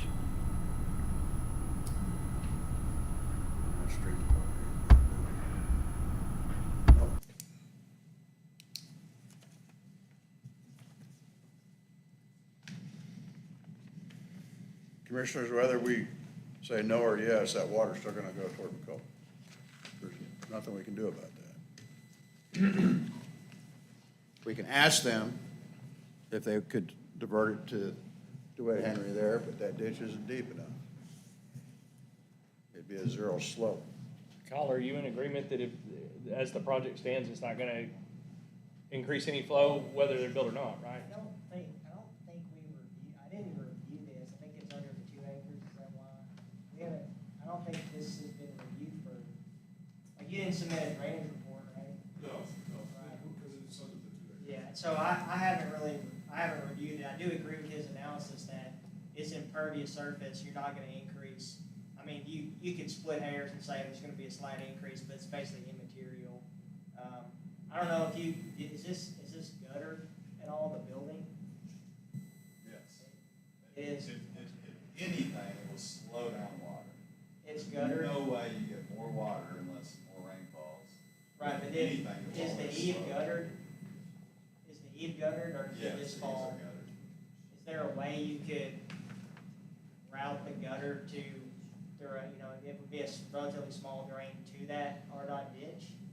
Well, That would Yeah. just take the gutter flow to the ditch. what I'd like to ask, my concern is, what I'd like to ask is if I could reach out to the RDOT permit officer, Mr. John Rogers, and copy Kyle on that email so he sees it, where we're requesting to do that. And if you all would approve this contingent upon us making that request of RDOT, I think we're fine with that. But if the contingency is that RDOT must accept it, but we don't have control over that. So we're happy to ask the question. I'll copy Kyle on it so he sees it, that we're making an attempt to discharge. And he may say, we don't care, we got plenty of capacity in that ditch. You're likely correct that they will not accept it. Yeah, and so when he says no, if our contingency is that you've said, we approve this contingent on you discharging to RDOT, and RDOT says heck no, then we're jammed up at that point. So we're happy to make the request. We'd be happy if you approved it contingent upon us making that request. We have no control over whether or not RDOT will accept our stormwater.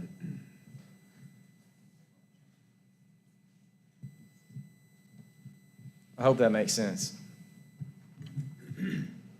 Commissioners, questions? I feel like they have been over backwards. This is the 3rd month in a row. And it seems like, kudos. Those guys, they brought more stuff up here, and they're working real hard to make that look better towards the road and doing what they need to do on their part. And that's just what I want to say. It does kind of blend in with what's behind it. And it blends in with what's behind it. As long as the ACE is happy with it and all, they have been over backwards, in my opinion. Still, you're looking at a hard frontage on DeWitt Henry of I know that.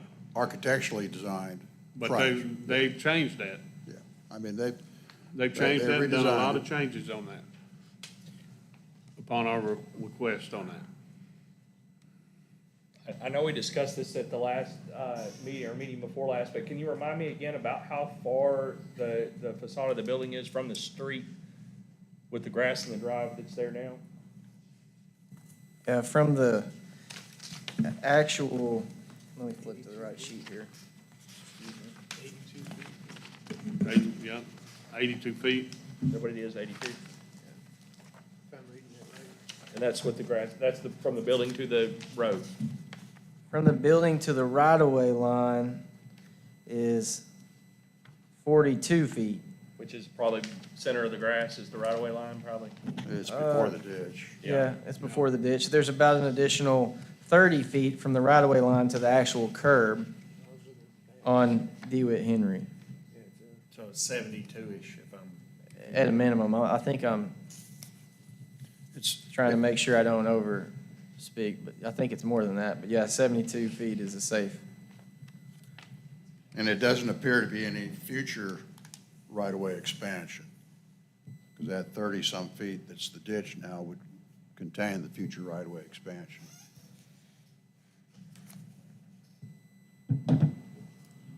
So I guess what you're saying is if at some point DeWitt Henry is a 5-lane street, it would still be further than required to accommodate that, right?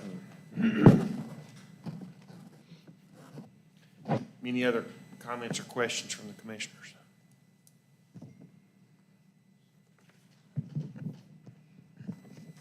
I think the only thing, and I'm just gonna make the comment, I think eventually people are gonna look at it and say, that's a hard building right up against the highway there. So.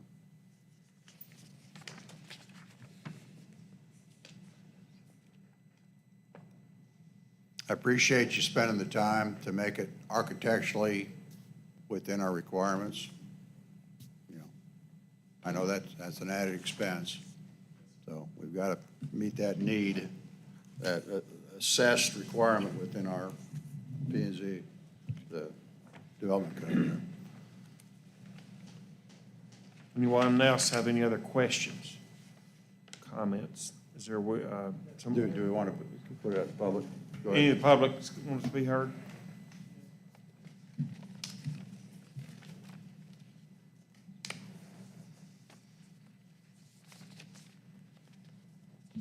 Hope this thing will bend down far enough. My name is James Brockway.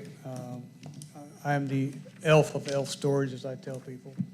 And, you know, I've not seen what y'all are looking at, but I am aware of Southwind's projects, and they are first class. I will give them that. However, I don't know, you know, I was here at the last meeting, and they had expounded, I should say, on how much they had invested in Beebe and things like that. I'm not a big company. I don't have 6 different towns that I'm expanding storage facilities in and things like that, and claim I'm a nearby neighbor when you got facilities in Mountain Home, Bryant, things like that. I live in Beebe. My kids were born and graduated in Beebe. I have a hard investment in Beebe. This is my town. And I, 7 years ago, went on a limb to build storage units on Highway 64 because there was a need. I had people approach me. And I would like to say that at this point in time, you know, we expanded to phase 2, and there are numerous vacancies, not just with my facilities, but other facilities. And I also know that they quoted statistics about being 90% occupied. I also know there's, in the storage business, there's a occupancy and there's a paying occupancy as well. And we all deal that with rental property. I understand that. However, I took it upon myself to figure out how many square feet of storage space is in the city of Beebe proper. This does not include Reed's. I went by the city, the White County Tax Assessment website. So that's where my documentation comes from. Some of the facilities weren't updated as of yet because of the 2-year lag or whatever I'm paying property taxes.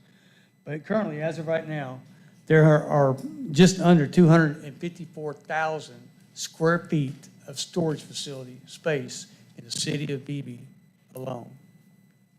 Okay? The national average for square foot per person is 5.4. The population of Beebe as of 2022 was just around the 8718 number, according to the website. Okay? That leaves an average square footage of over 29 square feet per person in the city of Beebe, and the national average is only 5.4. Where did I get that statistic from? I got it from the Arkansas Self-Storage Association member. It's not James Brockway dreaming up stuff. It's not bitter pills to swallow. My thing is I invested in Beebe. I put my buildings behind my main facade, which is what I thought we were supposed to do, not in front of our main building, okay? So I have a real concern. Yes, it looks good, and yes, the 2 meetings I've been here, the gentlemen have been over backwards. I would give them that. I just don't think Beebe is needing additional storage space at this point in time based on that alone. Based on these numbers, based on my business, and I run my business, I think, very well. We have a manned office, okay? So I'm invested not only in property, I'm invested in payroll. I'm putting people to work. Even if it's one person, it's one person that makes a good living. So, but when you do that, if you allow overbuild, what's ultimately going to happen is the rents will ultimately decrease, okay? Some might be able to keep them up, but ultimately, on the average, the owners will be decreasing their rents, okay? That also means that my facility, mini storage business in general, unlike the Walmart and places like that, we are taxed based on what they perceive our income to be. They've asked for rent rolls from the White County Assessor's Office. So if my rents go down, you can darn well bet that myself and people that are being taxed like myself are going to request a reduction in property taxes. What does that mean? Well, reduction in property taxes also means reduction in what? Revenue for the city, revenue for the county, and things like that. So it also means revenue deduction for the schools. So again, it's not to necessarily challenge Southwind on their mentality of expansion and things like that, but it is that we built our buildings behind our main office. I know there are other facilities in town that are like that as well. They built them behind them. And to me, there's nothing that, when you drive down somewhere and you see a nice building and storage buildings behind it, we call those Class A facilities, which they have. I don't know that that would classify, I mean, yes, the overall construction, yes, but to put it out front, in front of the main cog, I don't think is something that is a basically equal playing ground for me. And then last but not least, maybe it's just not the right time. Because if, like I said, I have a hard investment in Beebe. I'm not living in another town, driving to collect my money here. I live here, I earn my money here, I sweat here. I'd ask you to consider that when you vote. Thank you, sir, for your opinion. Others that have not been heard that wish to be. Yeah, I would like to address those comments. One, I appreciate your comments and the things that you said about our facilities. And not got to meet you before, but your wife was a member at our Anytime Fitness here. And for many times I've met her, she was wonderful. She talked to me. She actually was the one that told me how great storage was early on. And so I haven't seen her in years, but yeah, I haven't seen her in a long time. But I do think that, I don't know if that's what we're here to vote on tonight, is competition and things of that nature. That probably is outside the purview of this group. There's certainly no moratorium on it, and it's not the world that we live in that those types of discretions are made. And that does happen in other places, in other countries, and it's horrible, and that's not where we live. What I would say, though, is that we in the storage business, and Mr. Griffin, you too, it is best and it's incumbent upon us to get together and spend more time together. Because in every community that we've been a part of, we haven't seen storage people as competitors. We're in the same business. It's not commoditized. Service does matter, and having employment does matter, and we employ people as well. But many, many times we find that the relationships amongst storage owners is quite great. Mr. Griffin's storage and your storage, sir, you guys have both been afforded the opportunities of expanding your business, and that's a wonderful thing. We're putting forth an opportunity for us to expand our business. I don't live in Beebe, and I don't live in Searcy. I live in White County. I live about 14 minutes from here. And so while I do appreciate your comments, I think we can find ways to work together well going forward. To speak about this facility again, Michael just informed me we have 3 units available now. So we built 154 originally. There's only 3 available now. That, and by all measures, that's basically about as good as you can ever be, is 100% occupied. And we're probably not the lowest price in town either. We try to serve at a high level and take care of folks, as I know you guys do as well. And so those are a few things that I wanted to mention, but primarily, I don't think it's, I would also say that we've looked at the statistics of Beebe, and what we've found, we use different softwares to look at the statistics and the needs for Beebe. I can promise you I would not be investing more money here if I thought I was going to be empty. I don't think that's true I would, there's not a chance in the world I'd put more money here if I thought I was going to be empty. I don't think many of us entrepreneurs would take that risk. In rural Arkansas, statistics don't meet the eye, and they're not going to meet the national averages.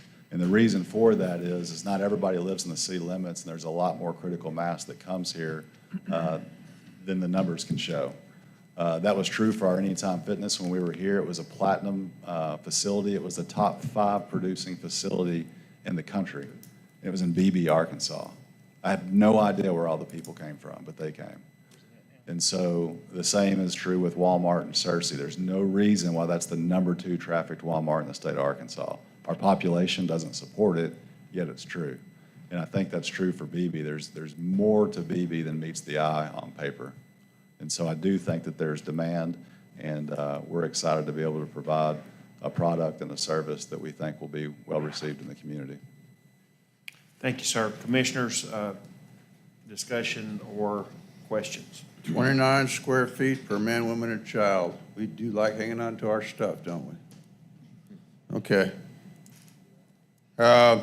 Since this is a site plan proposal, we need to take it up as such, correct? Am I correct? That's my impression. All right. And our engineer has suggested that he will go to RDOT with a request to divert the water, right? For a request to divert the water. And RDOT will provide a written response to that. Yes, no, whatever. Therefore, I move to accept the site plan as presented with contingent of a written response to the RDOT request to divert water. Okay? That was a motion? That was a motion. I'll second it. The proper motion and a second. All those in favor of the motion say aye. Aye. Aye. All opposed? Abstentions? Abstain. Okay, so we have 5 yeses tonight. So the site plan is recommended for approval with that contingency. Any other items that's not on the agenda that we've missed some way? From anyone's perspective? Hearing none, is there a motion to adjourn? Well, I wanted to ask, Mary, What does that mean? I wasn't here last meeting. Did you have any comments on anything that we've done so far? Or, let me ask you this. We want to go to our city council with the request to remove the 14.9 PDD. Can we take that up as a matter of business during this next meeting? No, the meeting at the end of the month. Thank you. Okay, thank you. If we want to move mini storage conditional use permit, can we make that motion, have a public hearing next month and send it to the council? Are you talking about conditional use within C2? Yes. Okay. We can do that. I think there's, I kind of thought I think there's already action on that for Yeah. above us. But we haven't sent it to them. I don't think we have to. If they have. We No. have not adjourned yet. So tell me where we're at on this, because I'm not, I have heard okay? that there is an ordinance under consideration Okay. from the city council Okay. to act on this. Perfect. And they, as I understand it, have the legal right to do so with or without our comments if they choose to. Now, I don't know how they'll vote or what they'll do, but I've been told that. What was that on? There's been discussion recently about making mini storages a conditional use.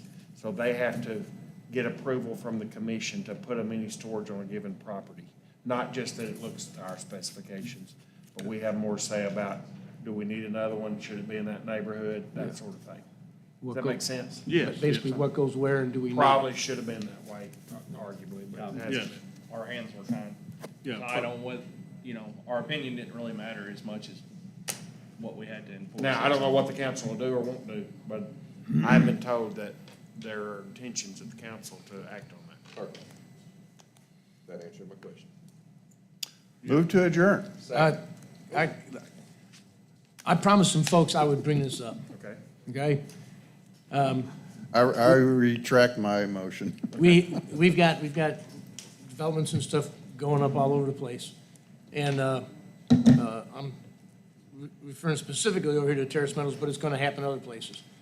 When Terrace Meadows was built, and I guess when these other places that are being built, they're putting in the sewer and the water and the gas and all other stuff. But now for the third time since I've been there, had to come back and dig up yards to put in communications. You're talking about the Wi-Fi. Yeah, I mean, Fiber They or had to whatever. come, Fiber on. when we moved in there was no communication, zero. They had to come in and they ran a cable over my back fence, dug a ditch in my backyard, put in a cable, and they said, well, this is only gonna be temporarily. Okay? And then they came in and, started digging up yards again to run fiber through. And now they're back out there doing, how many more times are they gonna, come in and do that? Why can't these communications be put in when these buildings are built? And I asked once before, well, it's not a required utility by the state or whatever. Well, that's great. Why can't we require it? Because I made a mistake letting people know I'm on the planning commission, and they came to me and asked me, hey, Doug, how many more times are they gonna dig up my front yard? So, I mean, I don't know if that's something we can address, but I'd sure like to talk about that and have that put in, see if we can put something in our local code that says, some sort of communication needs to be put in. What would that take, James? It's gonna take a communications company that's willing to do it. But could we, within the subdivision regulation, could we put in a required, This is an excellent question, Mayor, because the mayor has more knowledge about these matters than I do as far as utilities that require space to put in these subdivisions. What's not? I mean, I mean, it's come up, my tenure on this committee, it's come up many times in different subdivisions. Why did they not plan for this? Most of those that front an existing street, they have it, but those that are going out on the 20, 30 acres, it seems to be an afterthought, and we don't have any control on that. Mayor, could we add something?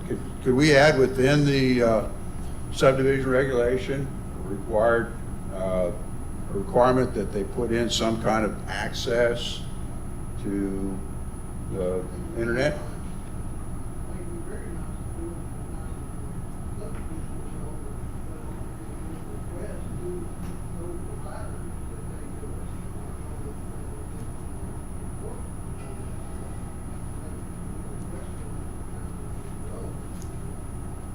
Okay. I think the only way it could be done is to have a hard pipe ran though. I mean, is, Well, they can push through, they can tunnel, put that stuff in. What do you do when the technology gets better like it is now? that's The cable's gonna be thinner or Yeah, thicker. I mean, you can't legislate, I mean, yeah. Because what happens when they push through, both of my boys are utility workers, and they will tell you that when they come out in one call that they do that so they know where to cut, because when they go push through, they cut utilities up and then the yards are dug up.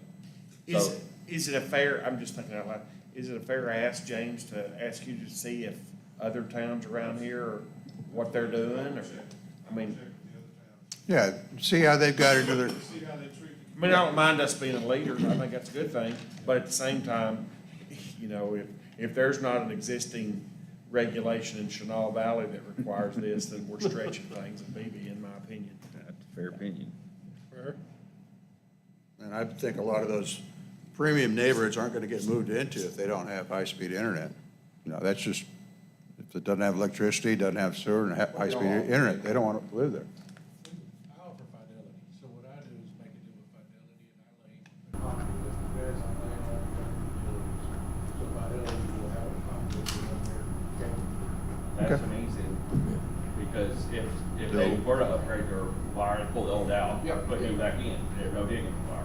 Yeah. But the problem you're gonna run into there is, okay, say Fidelity goes up to $200 a month, and AT&T comes in, and they say, hey, we'll do it for $50 a month, and I'm gonna pick it up and put another contract in.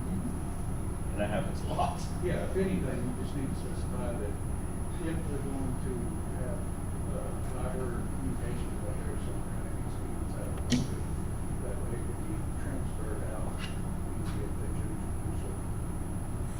And I like the idea of, if somebody else isn't doing this, what says Beebe can't take the first step and be the leader in it? I mean, really, That's an expensive investment. it doesn't, never hurts to Very ask. expensive investment. It never hurts to ask. I was asked to ask. Okay. Any further discussion? Keith's giving his, I've given mine, Doug, it's on you, your time. Could I get a motion to adjourn, please? I got a motion to adjourn. Somebody want to second that? Okay. All in favor? We're adjourned. Thank you for your patience.